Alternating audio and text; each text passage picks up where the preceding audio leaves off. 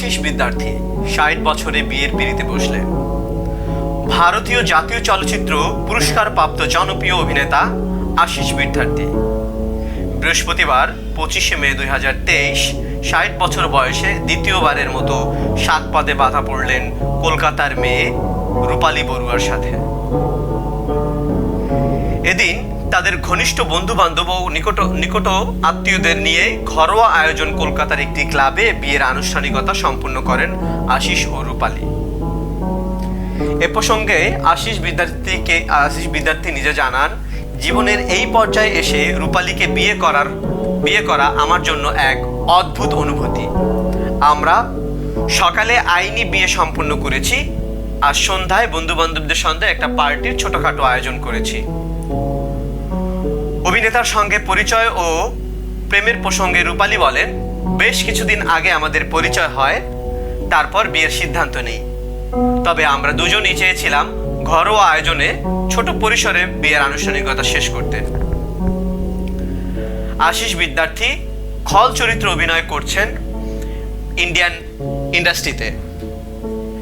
এরপরও আপনি তাকে পছন্দ করলেন কেন জানতে চাইলে উত্তরে রূপালী বলেন, সে একজন চমৎকার ও মানবিক একজন মানুষ।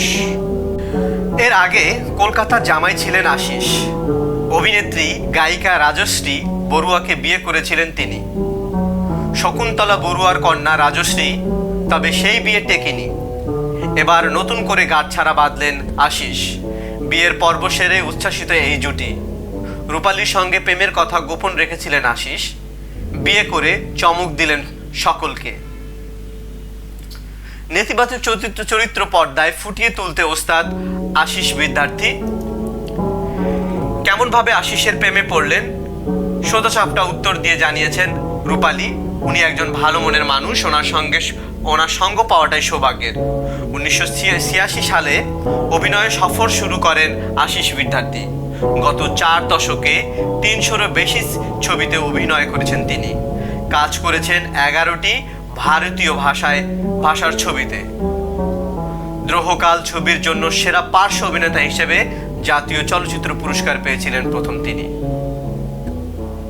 বিয়ের পর সামাজিক মাধ্যমে যেমন শুভেচ্ছা পেয়েছেন তিনি, তেমনি সমালোচনার মুখেও পড়েছেন দুজনেই। বিয়ের ২৪ ঘন্টার মধ্যেই এবার সেই নিয়ে মুখ খুলেছেন তিনি। শুক্রবার সকালে ইনস্টাগ্রামে একটি ভিডিও শেয়ার করেন আশিস বিদ্যার্থী। সেখানে তার দ্বিতীয় বিয়ে নিয়ে মুখ খুললেন অভিনেতা। তিনি বলেন, রাজশ্রীর সঙ্গে বিচ্ছেদের পর আবার একটি বিয়ে করতে চেয়েছিলাম আমি, কারণ আমি মনে প্রাণে বিশ্বাস করতাম যে আমার একজন সঙ্গীর প্রয়োজন, যার সঙ্গে আমি ঘুরে বেড়াতে পারবো। এমন সময় আমার সঙ্গে রূপালী বড়ুয়ার সঙ্গে পরিচয় হয়। বেশ কিছুদিন গল্প করলাম, তারপর একদিন দেখাও করলাম। এরপর আশিস আরও যোগ করেন যে দুজনে দেখা করার পর বুঝলাম আমরা একে অপরের প্রতি আকর্ষণ বোধ করছি। ভবিষ্যতে স্বামী স্ত্রী হিসেবে থাকতে পারি। এখন রূপালী বয়স ৫০ আর আমি ৬০ বছরে পদার্পণ করেছি। তবে এই বয়স কোনো ব্যাপারই না, এটা একটা সংখ্যা মাত্র। সঙ্গে কেন বিচ্ছেদ হলো, ভিডিও বার্তায় সেই প্রসঙ্গে তুলেছেন আশিস। তিনি বলেন, জীবনে অনেকটা সময় একসঙ্গে কাটানোর পর পিলু রাজশ্রীর ডাক নাম আর আমি দেখলাম আমরা একে অপরের থেকে একেবারেই আলাদা।